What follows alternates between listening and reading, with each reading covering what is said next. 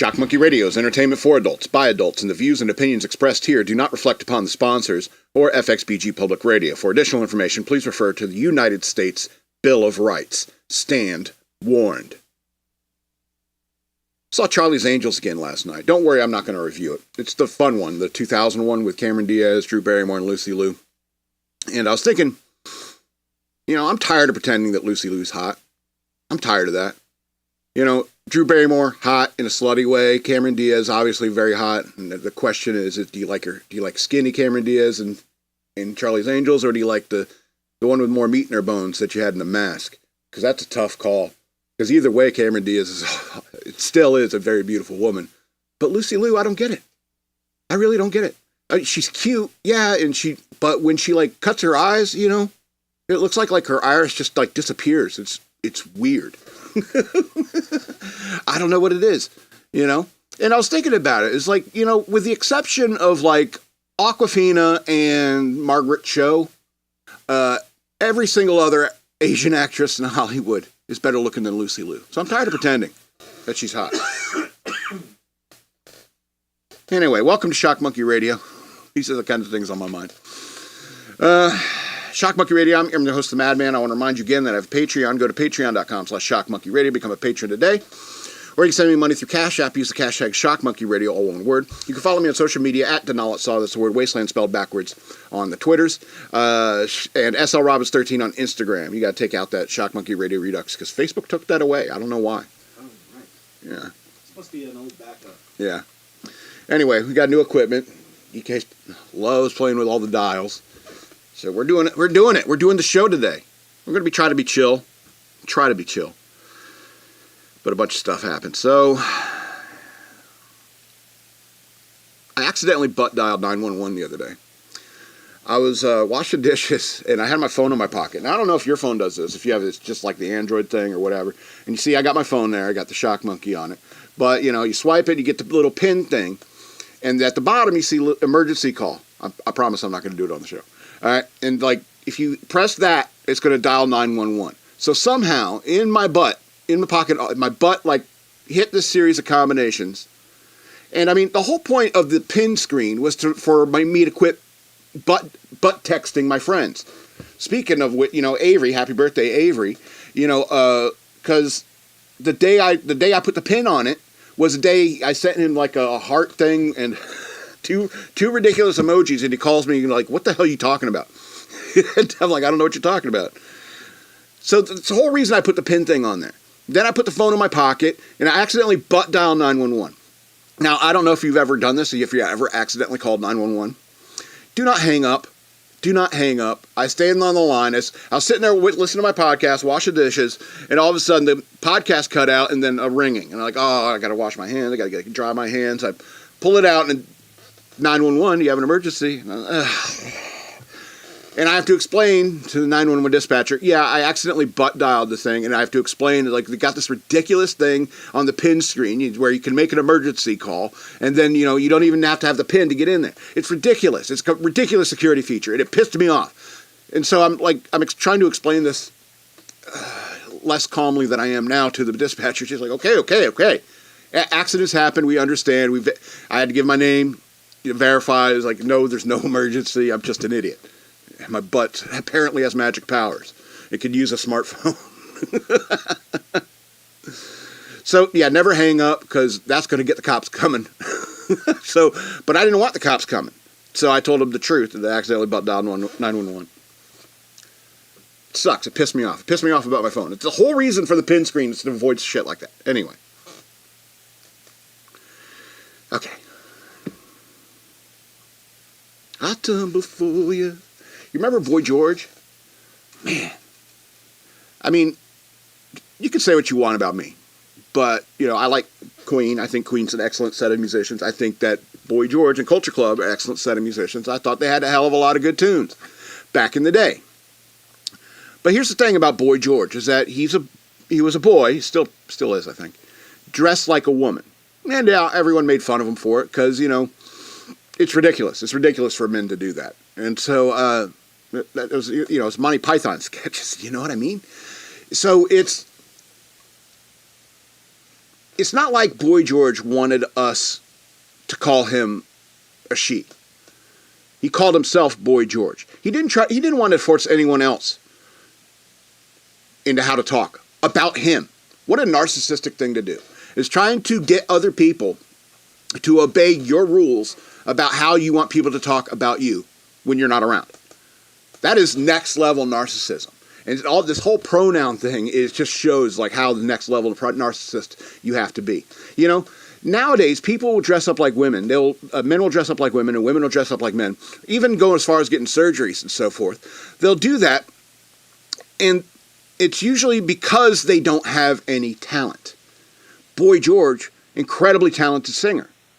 You used to have to be incredibly talented for people to accept you. And I said, well, you know, as one of these men, you know, transvestites. That's all, you know, from transsexual Transylvania. You know, it was normal to make fun of it. And it should be normal to make fun of it. Because it's absurd. It's absurd. But Boy George had talent. Now people do that because they don't have talent. They want attention, unearned attention, for no reason at all. And I feel like there's a lot of people on YouTube, there's a lot of people on TikTok and all these social media companies that go into that kind of lifestyle, get involved in that kind of stuff on the internet, and they know the algorithm's going to promote them. And I think I've said this for years, is that if I dressed up like a woman on the show and I came out to you as transgender, I'd get a ton more views. Maybe not. I'm a very ugly woman. I'd make a very ugly woman. My point is, Boy George didn't want us to force. In fact, he told us. It's like, I'm Boy George. I know I don't want to confuse you because of the way I look. My name's Boy George.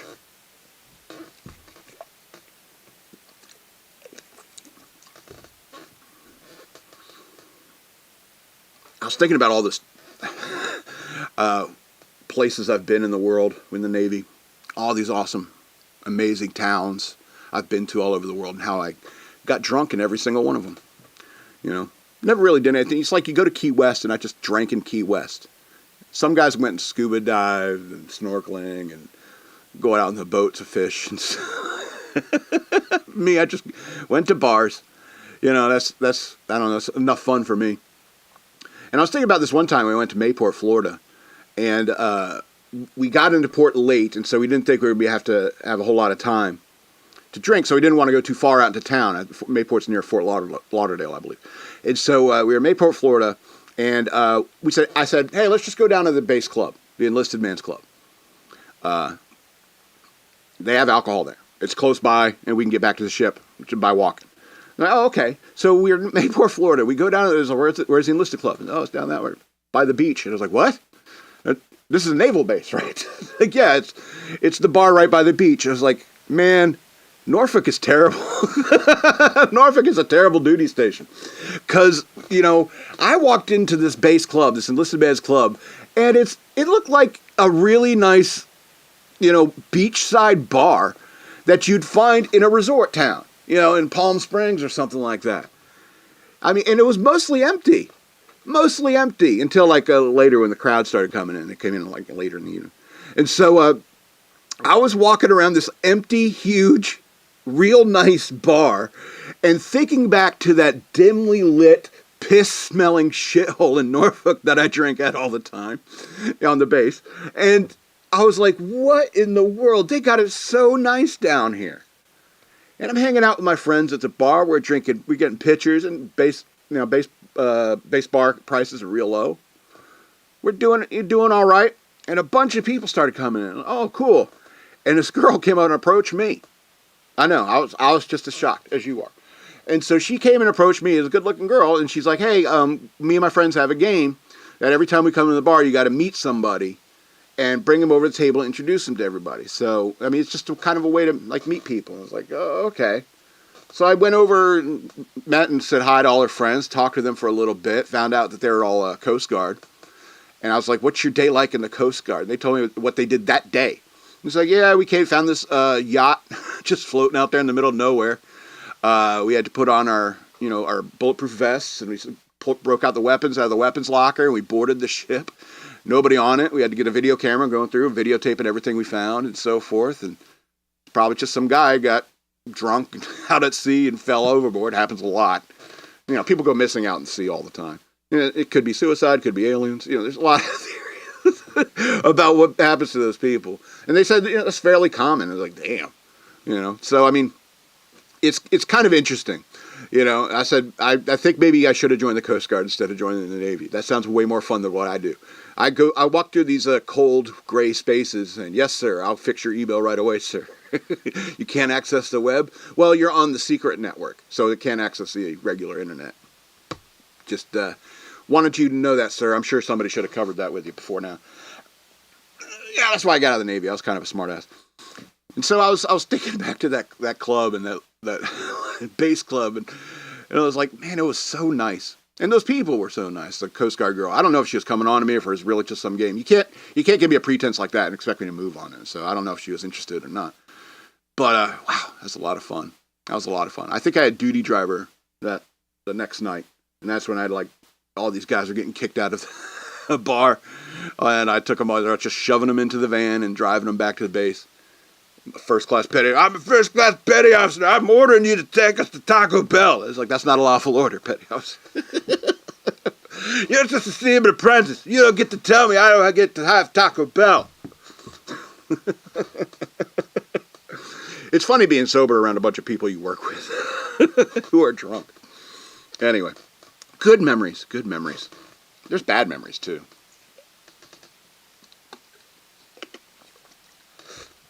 Yeah, 23 years ago, September 11th, 2001, and I was supposed to get out of the Navy. I had my paperwork all done. Most of my stuff had been moved up to Fredericksburg, FXBG, from Norfolk, and that's basically just my uniforms and get my computer in my room so I could play EverQuest in the evenings. And I was waiting to have my paperwork all filled out on September 11th. My command was in the middle of doing a move from our building to our ship, the Mount Whitney. And we had to met up in the morning. They had this little breakfast truck come and show up outside the building. And we go out there. They had a killer sausage, egg, and cheese sandwich. I got one of those. And mustered up, and we're like, here's the plan. We're going to shut down the servers at this time, and at that time we're going to be doing this, and that's where we're going to load up the fans. And blah, blah, blah. All the logistics of doing a move, like setting up the servers back on the ship so we can be deployed. So throughout the course of the day, we're doing this. Moving these servers, these gigantic Dell servers out of the building and loading them into vans, and then the first plane hit the towers, and we were given an order immediately, hold on station. And so we kind of standing around for an hour, or I think until the second plane hit. Yeah, I think we were waiting around until the second plane hit, and then we got our orders. So it was all a bunch of speculation. Us standing around, holding fast on station, and waiting to get word, what are we going to continue doing this? You know, how late are we going to be now? We're going to be here till 8 o'clock tonight if we don't, get this moving. And the second plane hit, and then they said, come back to the building. The Mount Whitney might have to be deployed without us. And so that's when the talk started saying it's definitely an attack. There was speculation up to that point and say it could have just been an accident. But when the second plane in it, that's when everyone, yeah. And that's when the military got real serious about it. For the weeks following, they started putting up sandbags around every entrance of the base, sandbags and M60s. They got serious about it. I had this one officer come in one day and complaining, this son of a bitch, enlisted scum, son of a bitch, pulled a weapon on me because I forgot my ID at home. It's sorry, there are rules. You're an officer. You should know you need to have your ID to get on the base. You'd think an educated man would know that. Anyway, that's another reason why I decided to get out of the Navy.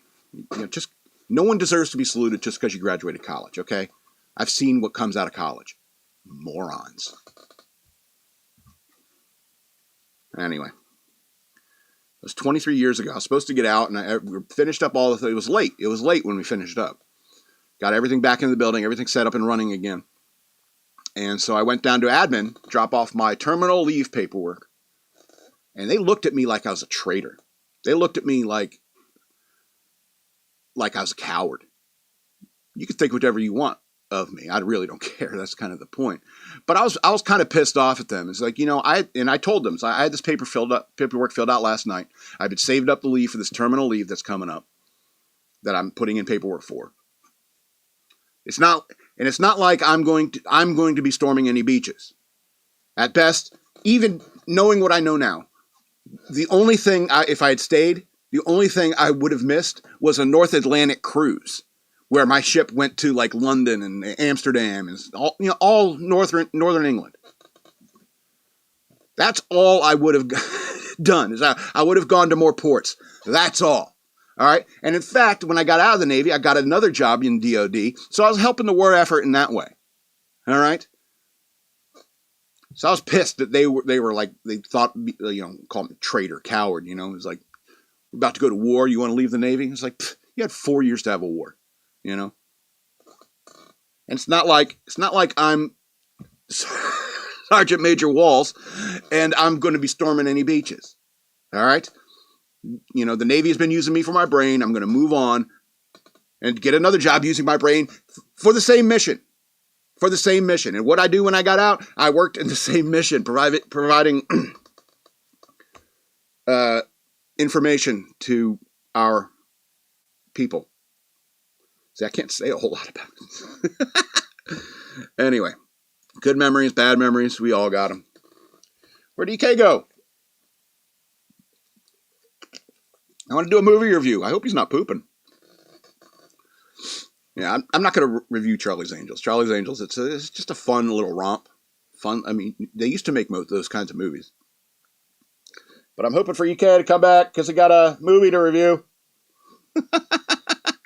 Anyway, we got the green screen down, so we've been doing just flipping around. I'm also regrowing my beard. It's the only way like EK will notice me if I change something about myself. That's the only time he speaks to me. I'm just like furniture. Unless I start regrowing the beard, it's like, oh, there you are. I was like, yeah, I changed something. Anyway, let's do Legion. You ever seen that movie Legion? 2010 movie? It is really, really good. I couldn't find a good JPEG that's so it's the soundtrack cover. I can fix it. You can fix it? Just like, yeah, there you go. And what a great picture. It has the angel wings. It's got the MP5. That's an MP5, right? And the knife. It's like, oh, this looks interesting. And it is. It's the first act of this movie is legendary. Legionary. No, it's not the same. It is so good, the first act. So here's the thing. Christian, I should look at my notes. Christian themes. Angels, demons, God's pissed off at humans. He's pissed off at humans. He's allegedly tired of our bullshit. And I don't think that's necessarily something God would do, but maybe he would. And they even discuss it. It's like the last time God got sick of our bullshit, he sent the flood. So now he's sending this legion of zombies, basically. And and Michael, played by Paul Bettany here, earning his chops as one of the best actors there is, plays Michael, the angel who's going against the orders and wants to protect humanity. And so he goes and helps trying to find this child that's going to be born. And this is what's great about a movie like this, is that it all kind of centers around the birth of a child, because it shows how important it is, even when it comes to, Christianity and stuff like that, the birth of a human being, like, even though as I formed you in the womb, I knew you, God knows who he's making, every single baby that's born. And that's the beauty of life. That's the hope of all humankind. That's the point, And so, Michael wants to protect this child, but he's also finds the girl who's having this baby in this little roadside diner in the middle of nowhere, and they saved a fortune on the set. I guess I had to pay a lot of extras because there's a lot of extras, and so got Dennis Quaid in there too. It's good stuff. Dennis Quaid is good in everything he does, and so Michael comes down and helps them fight off the legion of evil creatures that are trying to take out humanity, basically. It is, and the first act is so good when everything's like when the warning signal comes on and you're like, oh, it must be some sort of, test or something like that. It doesn't seem like a test, that added to the tension. And then the sweet old lady comes in and she orders a steak, medium rare. Oh, do you have a father for the baby? Oh, your little baby's going to burn. And she's like, excuse me? Your little baby's going to burn. And she drops the F-bomb too. It is terrifying. And then she goes nuts. I don't want to ruin the first act for you. She goes nuts and it gets real quick. And so it's fantastic. It's like like a spiritual action movie. It's great. I love it. I highly recommend it. It's like I said, it's like centers around the birth of a child, and that and that's the like positive nature of it. And Paul Bettany has a fantastic role as Michael. It's like he's going against God. God wants to wipe out humanity, and Michael doesn't. He still believes in humanity. He likes humans, and so that's why he's helping them out. And he's going against God to help them out, and his role in for the end game of the movie. I don't want to spoil Act 3. It's really good, and if you haven't seen it, you really should. I know there's a lot of Christians out there would be like, I don't know if that's a really good Christian type of movie. It's okay for me because there's a lot of scary horror stuff and there's good action. It's an entertaining movie. It's I don't understand people who will watch a movie like this and be like, oh, that's sacrilegious. It's enjoy yourself. Just enjoy it. It's not like there's anything too blasphemous in there or anything like that. So, Legion, 2010 movie, 11 of 13 stars. There's one scene I didn't get where the black guy pulls out a gun and everyone looks at him like, why does the black guy have a gun? And it's like, are you serious? He's an adult male in America. Why wouldn't he have a gun? It just seemed weird. 11 to 13 stars. Legion, good one. Let's get into the news worth knowing. A little early. It's all right.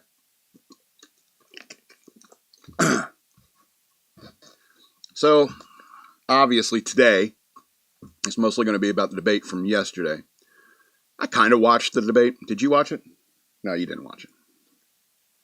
Yeah, this double-clicking thing. All right. So, there's a couple of stories I want to focus on the debate. But I pulled this one up. Harris surprised the social media by saying she's a gun owner. Democratic presidential candidate Vice President Harris surprised social media Tuesday night by claiming on the debate stage that she and running mate Minnesota Governor Tim Walz are gun owners. In Philadelphia on Tuesday night, Republican presidential candidate former President Trump attempted to highlight how Harris had distanced herself from her prior far-left stances since becoming the nominee. She has a plan to defund the police. She has a plan to confiscate everybody's gun. She planned to allow fracking in Pennsylvania or anywhere else. That's what her plan is, Trump said. In response, she shot back saying that she and Walz own guns. She said, I made it very clear my position on fracking and then this business about taking everybody's guns away. Tim Walz and I are both gun owners. We're not taking anybody's guns away. So stop with the continuous lying about this stuff. That was her theme all night. It's like, all he's doing is lying when, in fact, she was lying. And so, it's funny. It's like people are like, it's like these Democrats that want to take everybody's guns. They don't really like guns. It's like, are you serious? Did you hear what I just said when I was reviewing that movie Legion? You're an adult in America. Why wouldn't you own a gun? And these people, they don't want to take their guns away. They want to take your guns away. They like Kamala Harris and Tim Walz want to keep their guns, but they want to take Trump's guns away and anybody who follows Trump's guns away. That's the point. It's a power play.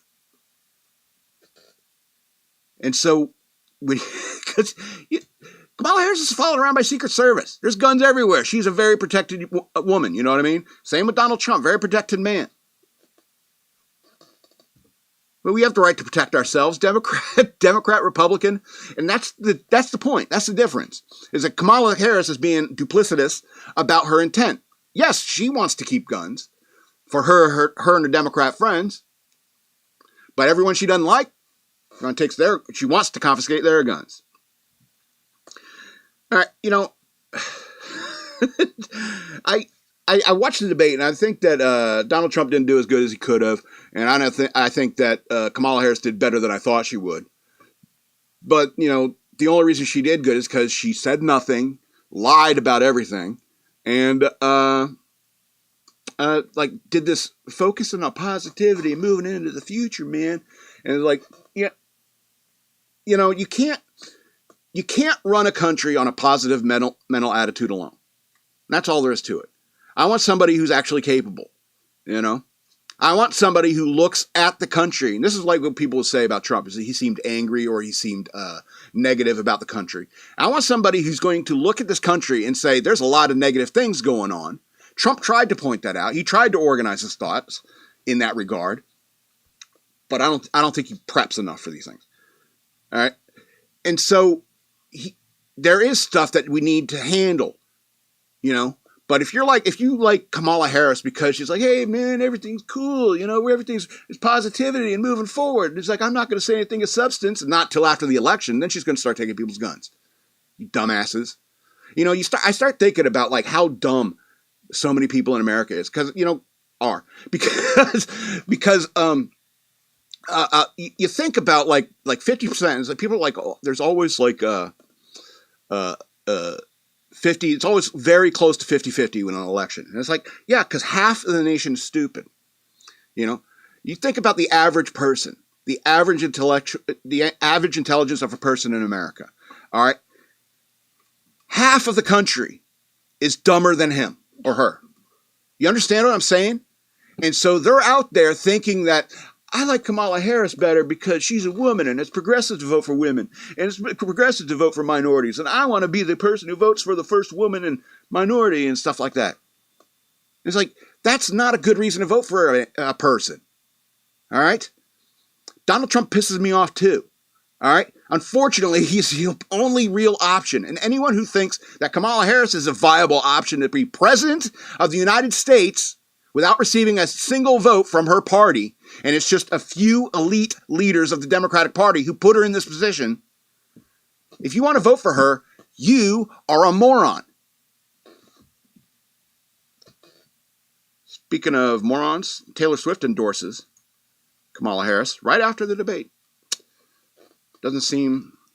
Well, she's a musician. I guess timing is something she can do. But Trump says Taylor Swift endorsing Harris was just a question of time, obviously. Question of timing, I suppose. Mr. Trump. So, Trump is not surprised. Pop superstar Taylor Swift's endorsement of Democratic presidential candidate Kamala Harris. Trump claimed the singer was always going to endorse the Democratic Party during a call-in to Fox and Friends on Wednesday morning. It's just a question of time. She couldn't possibly endorse Biden. You look at Biden, you couldn't possibly endorse him. Trump said, clarifying that he's not a Taylor Swift fan. I wonder if like Biden approached Taylor Swift and get your endorsement. And she's like, I don't know. Maybe if Kamala Harris is running, and then Nancy Pelosi and Chuck Schumer and all of them, and Barack Obama and Hillary Clinton, they all said, well, we got to push the old man out or else we're not going to get the Taylor Swift endorsement.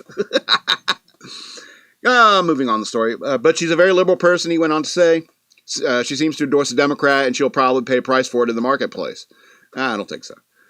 Swift endorsed Kamala Harris just minutes after the Democratic nominee's presidential debate against her and her Republican opponent, Donald Trump. She wrote it on Instagram, saying she fights for the rights and causes for, I believe, need a warrior to champion them. Killing babies. That's what she's saying. Trump quipped on his Fox and Friends that he actually likes Mrs. Mahomes much better, Brittany Mahomes.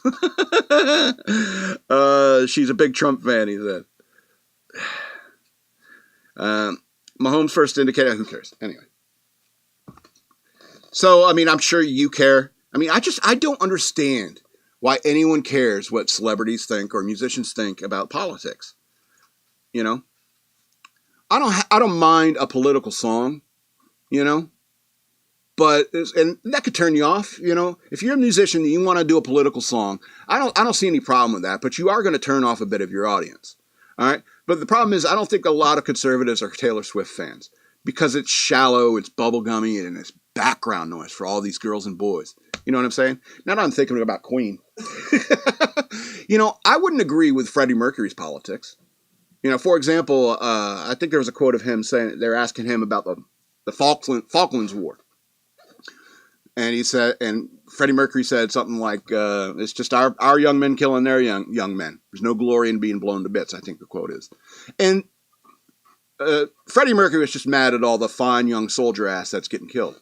I think that was his objective, I don't think that, I'm not necessarily saying that the Falklands was a good strategic move by England. But what I mean is, like, for example, Queen played in an apartheid state. In Sun City, I think it was called. And like Bono got all pissed at them. They wrote a song and they got a bunch of other musicians to get together saying, oh, I'm not going to play Sun City because of apartheid. And Queen would play those venues. All right. And I think even Freddie Mercury said, we're not a political band. We play rock and roll shows and we go where people pay us. It's like, we're not here to like change anyone's government. And I think that's kind of the right stance to take. And I don't think you should care what Taylor Swift thinks. Why would you care what I think? Hopefully, if you do care what I think, it's because I'm smarter than Taylor Swift. In my opinion, makes more sense than Taylor Swift. But why care what they think? For example, I listen to like Matt Walsh and Ben Shapiro, and at the end of the day, I feel free to disagree with them. Sometimes I want to get in Ben Shapiro's face and say, Christ is king. All right? Sometimes I want to smack Matt Walsh in the face until he says, crack a smile, you son of a bitch. Crack a smile. Laugh or something, you son of a bitch. You know what I mean? You can listen to what other people say and not care about it. All right, one more thing about the debate. ABC presidential debate. Moderators David Muir and Lindsay Davis fact-checked Trump 5 times and 0 times for Harris. It was so obvious they were helping her. It was so obvious. And if you don't see that, if you don't understand that, you're a moron. And you're probably voting for Kamala Harris anyway. Just to be cool.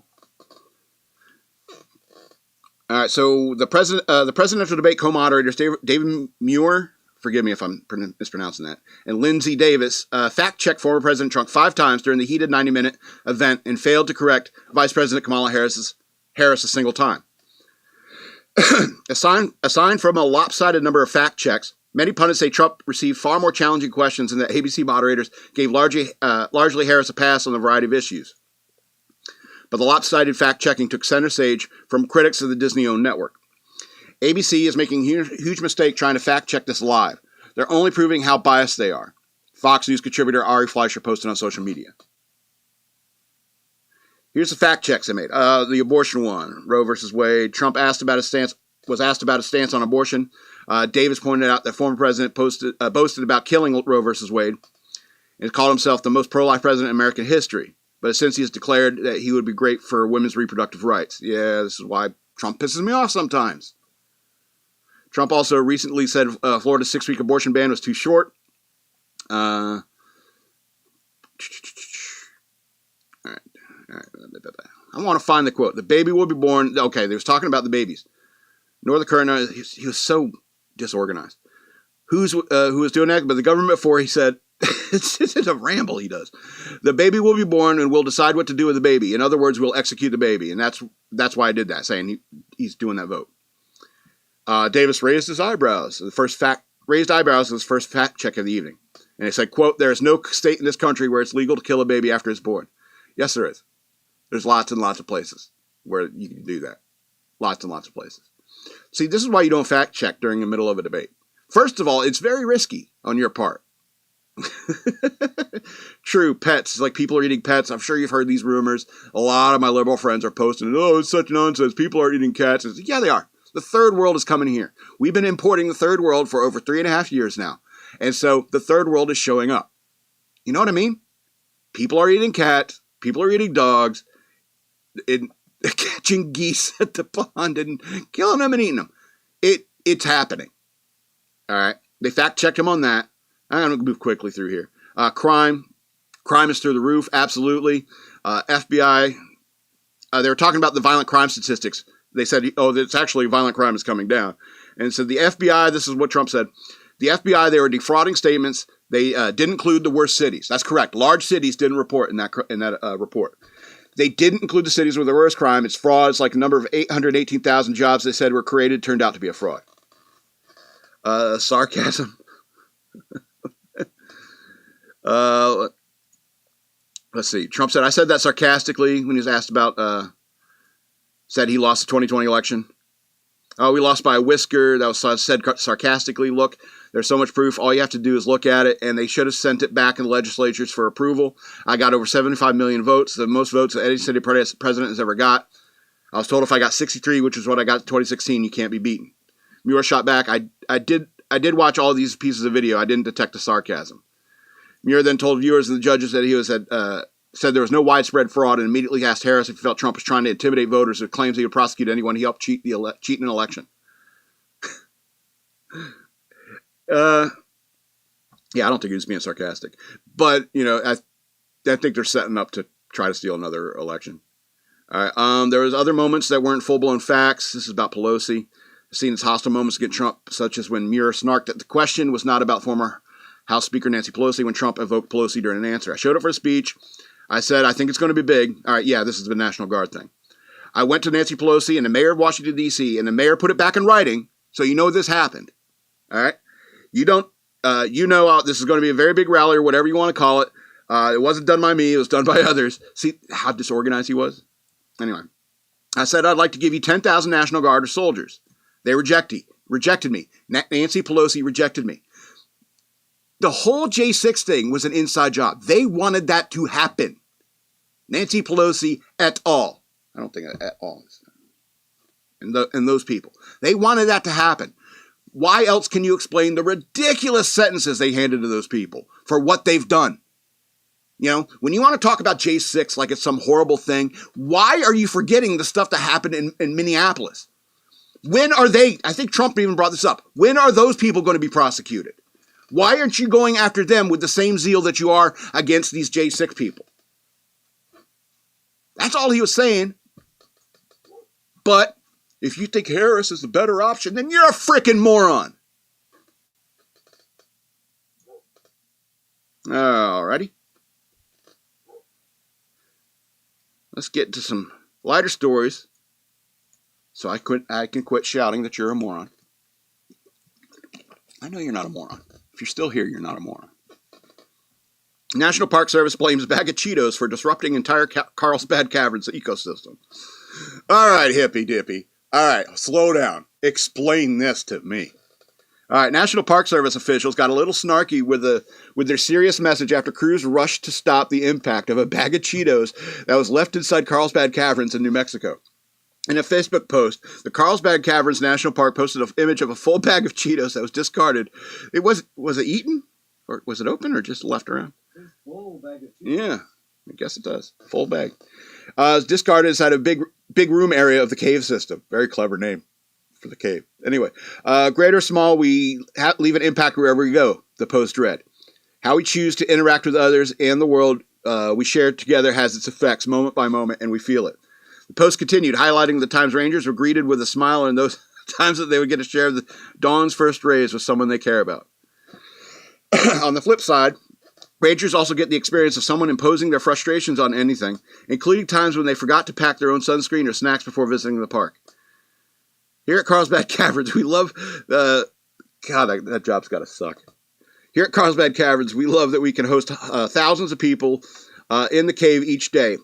Incidental impacts can be difficult or impossible to prevent. Like the simple fact that every step a person takes in the cave leaves a fine trail of lint. So now you're getting mad at us for dragging lint into the caves. All right. But the other impacts, Park noted, can be completely avoidable, unlike the lint, I suppose. Like a bag of Cheetos left off trail in the big room. To the owner of the snack bag, the impact is likely incidental, but to the ecosystem of the cave, it has a huge impact. Huge impact. That's the word they used. Took a picture of it. Park went on to say the processed corn in the otherwise cheesy... Did Cheetos pay for this? Did Cheetos do this? Otherwise, crunchy, cheesy snacks was softened by the humidity of the cave and formed like a perfect environment to welcome and host fungi and microbial life. Cave crickets. What are you doing? Are you worried the cave crickets are going to get diabetes? What is this anyway? Cave crickets, mites, spiders, and flies can discover a snack and disperse the nutrients to the surrounding caves and formation. Yeah, that's called food. That's what food does. Molds also have the ability to spread high into nearby surfaces before fruiting, dying, and releasing a stench. After that, the Park Service explained the cycle continues. Yeah, that's called life.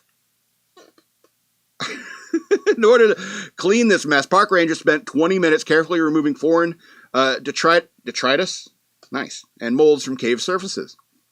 Some members of this fleeting ecosystem are cave dwellers, but many of the microbial life and molds are not. At the scale of human perspective, a spilled snack bag may seem trivial, but the life of the cave it could be world-changing. Great or small, we leave an impact wherever we go. Let us all leave the world a better place than what we found it. Now, there's a sentence I agree with. Let us leave the world a better place than we found it. That's profound. That's important. I don't think that Cheetos bag belongs there. I think I don't think this mountain is as big as you think it is. I think it's more of a molehill. One Cheetos bag? You're going to cry to me like that Indian in that 70s commercial with a tear coming down your eye? Get out of here. It's one bag of Cheetos, you know? And I want you to understand something that a lot of people in America do not understand. Nobody else on this planet gives a shit about recycling and leaving the world a better place than when we found it, like Americans do. All right? Chill out. It's okay. I think there are better ways to say it's like, hey, I found a picture of this Cheetos bag. I understand people come through there. Maybe you dropped it by accident. You didn't know. Could have. But just remember, littering is bad, okay? We should keep our national parks clean. I get that. But you're over there with this little tiny violin. The Cheetos bag. The Cheetos bag. A lot of you think like the worst thing in the world is people who don't think trans people should exist. You think that's the greatest evil you've ever seen. Or people who pollute, throw trash in the national park. You think that's the greatest evil you've ever seen. I've seen such evil in this world. It would blow your mind. It would blow your mind. Happier stories. Happy stories. Then we're out of here. Quick thinking Republican governor saves man choking in a lobster roll eating contest. So I'm shocked that there's lobster roll eating contests. Don't you want to savor that? It's lobster, isn't it? Yeah, what a waste. What a waste of lobster. Hot dogs I get, because they're freaking hot dogs. Anyway, New Hampshire Governor Chris Sununu jumped into action on Sunday to save a man who began choking during a lobster roll eating contest. Sununu was attempting the Hampton Beach lobster roll eating competition in Hampton, New Hampshire, when one contestant at the end of the stage began pounding his chest as he consumed the famed New England delicacy. The gentleman at the far end, who I was kind of watching, I glanced over. I could tell very quickly he took a pause. He was having trouble getting something down. He told WMUR TV. The contestant, Christian Moreno, told the station that the governor was the first person to notice he was choking. My counter came up to me and made a joke, and I was like, "Oh, I bet." How do you do that? It's not even in the room. How do you do that? My counter came up to me and he's made a joke, and he was like, "Oh, I bet." Jesus. Oh, I bet nobody else could say they've gotten the Heimlich from a governor before. And I looked at him, and it was just like, that was the governor? Was he drunk? Moreno said. Or he just almost died choking. Republican governor said jumping in to help the contestant was ongoing. What in the world is this sentence? The Republican governor said jumping in to help as the contestant was ongoing was wild in itself. And added that what happened after clearing Moreno's windpipe was even more surprising. Who wrote this? Stephen Source? You should know better, sir. All right. Where was I? He went right back to the contest. Which I couldn't believe. He ate another 7 lobster rolls after that, Sununu told the outlet. Right down the gullet. He just kept going. Moreno says he plans to return to the next year for the competition for a chance of redemption. You know, I was thinking of when I read the story, I was telling EK about this earlier. When I was reading the story, I thought about that scene in It's Always Sunny in Philadelphia where Frank starts choking and they all just like coldly watch him die. And, you know, I was like, that's a particular brand of evil I don't understand.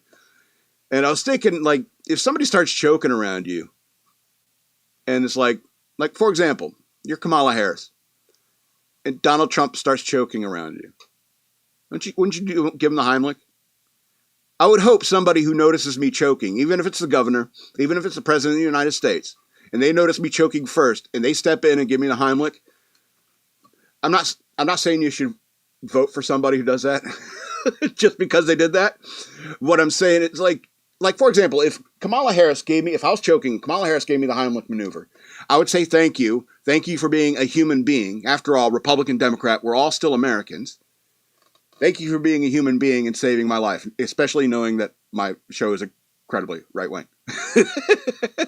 You know, and but then again, I wouldn't be eating lobster rolls. Don't eat stuff that comes out of the ocean. Are you out of your mind? You know what they do in the ocean? They have sex, they eat, they kill, they live, they die, they poop, they pee, and it all goes down to the bottom. And what's down there at the bottom? All the poop and the pee and the jism of fish creatures. What's down there? Oh, then you got there the creatures everyone loves to eat.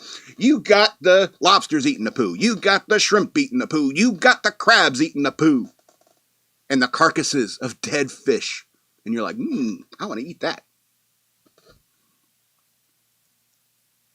But, you know, the lobster gets its revenge, maybe. I don't know. All right, one more story and then we're out of here.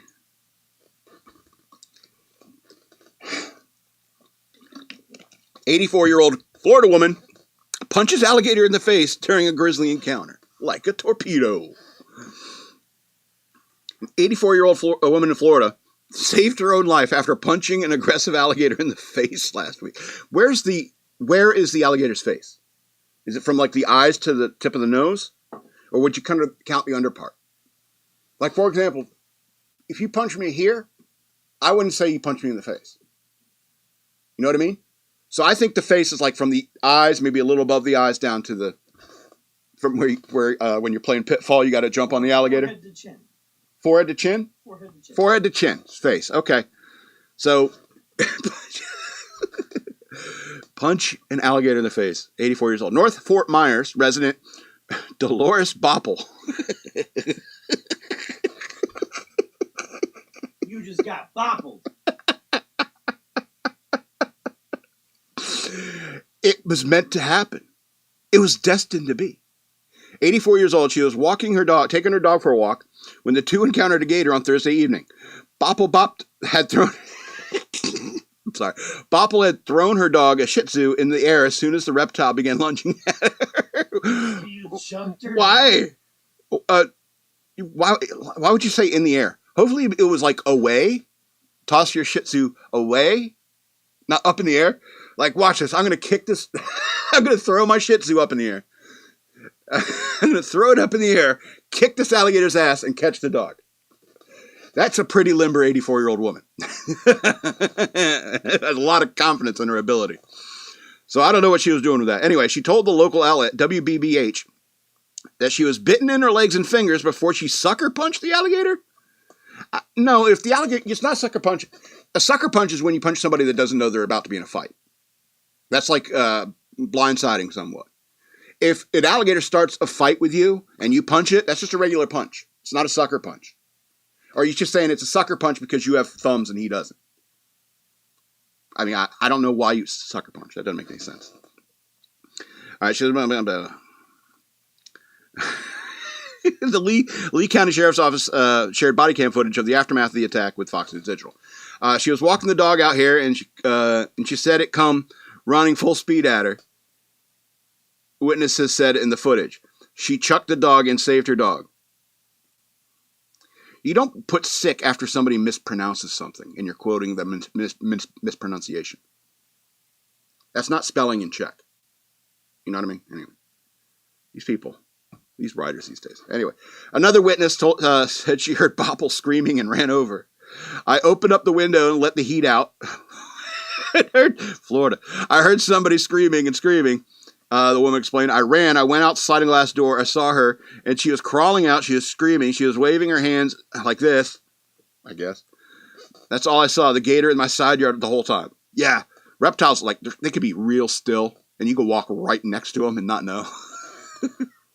Reptiles are creepy that way. Checked your dog. Your dog did have blood on it, but I think it's her blood. Oh, it's okay then. In the footage, Bopple was in good spirits and fully alert as medical professionals cared for her. Ma'am, God bless you, Bopple said to the paramedic. The sweet old lady. The park's going to pay for this. The park's going to pay for this son of a bitch. Oh, no. Maybe not. Bopple told WBBH that she was walking at a pond near a mobile home park when she suddenly felt uneasy. Oh, her granny senses kicked in. All of a sudden, I had a premonition. I'm telling you, the octogenarian said. It was like, uh-oh. It was like a torpedo. Yeah, they can be fast. I think they go like up to 30 miles an hour. They can be fast. Bopple said of the alligator, I didn't see anything go that fast in my life. The 84-year-old told WBBH that she was looking forward to reuniting with her dog, Queen, who survived the ordeal after leaving the hospital. Is the dog in the hospital? They would have said vet, right? Okay. Florida Fish and Wildlife Commission confirmed the incident to Fox News Digital, identifying the creature as a 7-foot 3-inch alligator. FWC, the Lee County Sheriff's Office, and Lee County EMS all responded to the scene, and a contracted nuisance alligator trapper removed a 7'3" alligator, FWC explained. The victim was transported to the hospital to be treated for her injuries.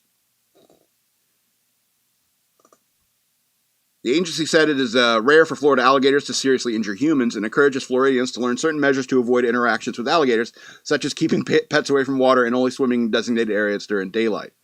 Yeah, swimming in like fresh, swimming in Florida, period, is real risky. Real risky.